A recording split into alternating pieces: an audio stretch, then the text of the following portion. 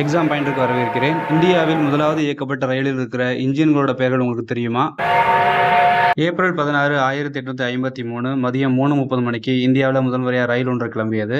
அந்த ரயில்ல ஏறுவதற்கு எல்லாம் பயப்பட்டாங்க. இது பேயா இயங்கக்கூடிய வண்டி, சாத்தானின் வாகனம்லாம் மக்கள் பயந்திருந்தாங்க. டல்ஹௌசி பிரபு உட்பட 400 பேர் அந்த முதல் ரயிலில் பயணித்த வரலாற்று சிறப்புமிக்க நாள் ஏப்ரல் 16, 1853. இன்ஜினியர் ஜார்ஜ் கிளார்க், நானா சங்கர் சேத் ஆகிய இருவரோட செயல்திறனின் அடிப்படையில் தான் இந்தியாவின் முதல் ரயில் இயக்கப்பட்டது.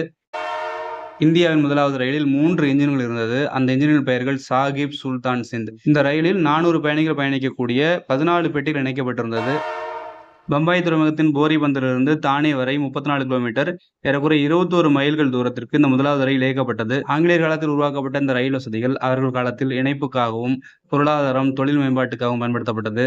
அவர்கள் வெளியேறிய பிறகு இந்தியாவின் வளர்ச்சியில் முக்கிய பங்கு வகித்தது ரயில்வே துறை. ரயில்வே துறை பத்தி கேட்கக்கூடிய முக்கியமான சில கேள்விகளை பார்க்கணும். 1924ஆம் ஆண்டு தான் ரயில்வே துறைக்கென்று தனி பட்ஜெட் சமர்ப்பிக்கப்பட்டது, அக்வர்த் குழு பரிந்துரையின் அடிப்படையில்.